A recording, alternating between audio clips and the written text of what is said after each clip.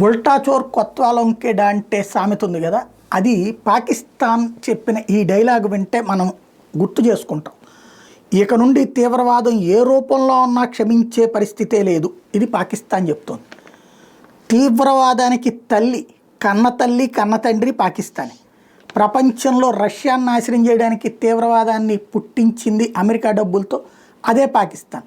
దానికి బోనస్గా పాకిస్తాన్ చేసినటువంటి భారత వ్యతిరేక తీవ్రవాదాన్ని ప్రోత్సహించింది అమెరికా. ఇది బహిరంగ రహస్యం, ప్రపంచ రహస్యం.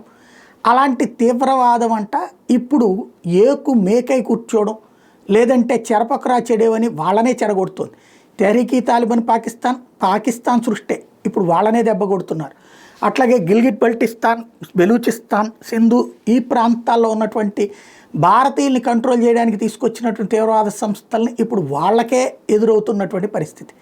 ఇలాంటి స్థితిలో పాకిస్తాన్ వాళ్ళ నుంచి ఎదుర్కొంటున్నది మాట వాస్తవం. టెర్రరిజాన్ని ఏ రూపంలో ఉన్నా అంతం చేస్తాం.